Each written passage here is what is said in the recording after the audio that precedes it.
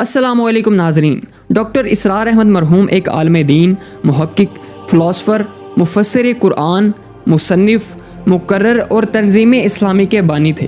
انشاءاللہ آج کی اس جامع معلوماتی ویڈیو میں ہم ان کی مکمل بایوگرافی کا احاطہ کرنے کی کوشش کریں گے، لیکن اس سے پہلے آج کا سوال: کس اسلامی اسکالر سے آپ سب سے زیادہ متاثر ہیں؟ کامنٹ میں اپنی قیمتی رائے سے آگاہ ضرور کیجیے گا۔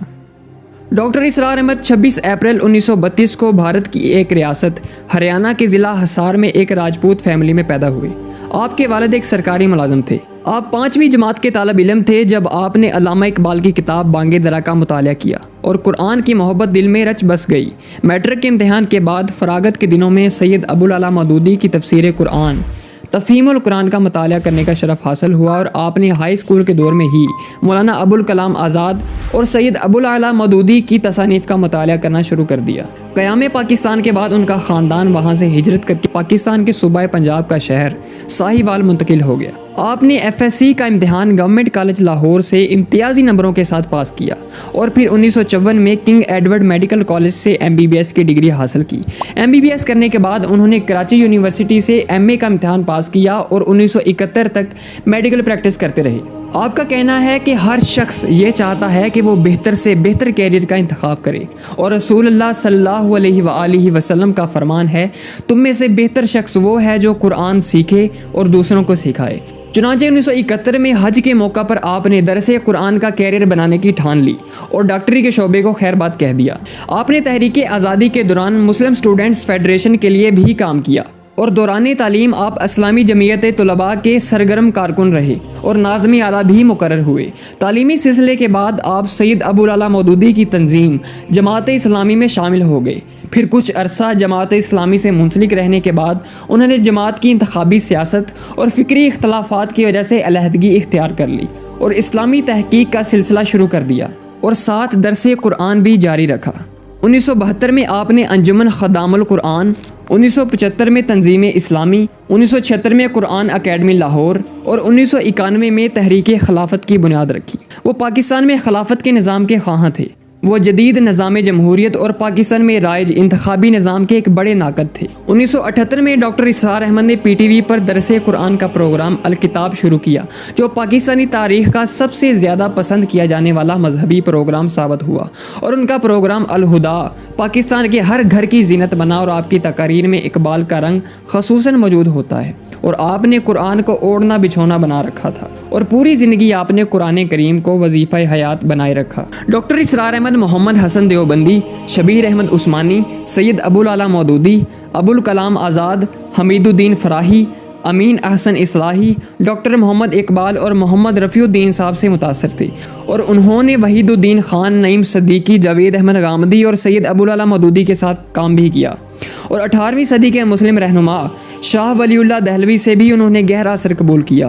آپ اسلامی انقلابی سوچ پر یقین رکھتے تھے، جو اس خیال پر مشتمل تھی کہ قرآن و سنت کی تعلیمات کو معاشرتی، ثقافتی، سیاسی اور معاشی شعبوں میں لاگو کیا جائے، کیونکہ اسلام محض ایک مذہب نہیں ہے بلکہ ایک دین کا نام ہے۔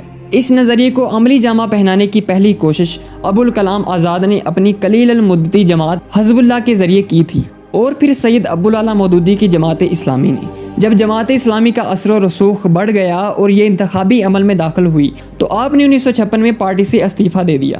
ان کا کہنا تھا کہ جماعت اسلامی خالص اسلامی انقلابی جماعت سے ایک محض سیاسی جماعت بننے جا رہی تھی، اور آپ انتخابی سیاست کی جگہ خلافت راشدہ کے طرز عمل پر یقین رکھتے تھے اور اسلامی ممالک میں مغربی، خصوصاً امریکی اور روسی فوجی مداخلت کے سخت ناقد تھے۔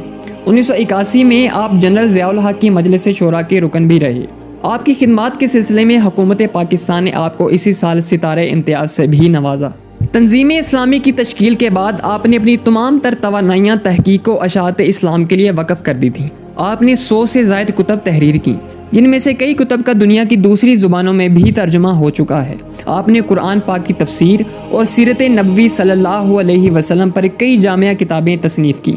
مشہور بھارتی مسلم اسکالر ڈاکٹر ذاکر نائک سے ان کے قریبی تعلقات تھے۔ اس زمن میں انہوں نے بھارت کے کئی دورے بھی کیے۔ ہندوستان میں جب آپ مجمع سے خطاب کرتے تو عوام کا ایک سیلاب امڑ آتا۔ آپ سے پاکستان، بھارت، امریکہ اور مڈل ایسٹ کے مسلمانوں نے سب سے زیادہ اثر قبول کیا۔ عالمی سطح پر آپ نے مفسر قرآن کی حیثیت سے زبردست شہرت حاصل کی۔ ان کے سینکڑوں آڈیو ویڈیو لیکچرز دستیاب ہیں جن کے دنیا کی کئی زبانوں میں ترجمے بھی ہو چکے ہیں۔ بلا شبہ انہوں نے اسلام کا صحیح تشخص ابھارنے میں وہ کلیدی کردار ادا کیا جو تاریخ کبھی فراموش نہیں کرے گی۔ آپ قرآن اکیڈمی کے ایک سادہ کمرے میں رہائش پذیر رہی اور آپ نے ایک نہایت سادہ زندگی گزاری۔ آپ نے اپنے خاندان سے تمام جاہلانہ رسوم کا خاتمہ کیا اور اپنے رفقاء و پرستاروں کو بھی ان رسومات سے بغاوت پر ابھارا۔ ڈاکٹر اسرار احمد طویل مدت دل کے عارضے اور کمر کی تکلیف میں مبتلا رہے۔ آپ 14 اپریل 2010 کی صبح 78 سال کی عمر میں لاہور میں اپنے گھر میں دل کا دورہ پڑنے سے خالق حقیقی سے جا ملے اور اس طرح انجمن خدام القرآن، تنظیم اسلامی اور تحریک خلافت کا علم بردار ستارہ غروب ہوا۔ آپ کو گارڈن ٹاؤن کے قبرستان میں سپرد خاک کیا گیا۔ آپ کے پسماندگان میں آپ کی بیوہ، 4 بیٹے اور 5 بیٹیاں شامل ہیں۔ آخر میں ہماری دعا ہے کہ اللہ رب العزت ان کی غلطیاں معاف فرمائے اور جنت الفردوس میں اعلیٰ سے اعلیٰ مقام عطا فرمائے۔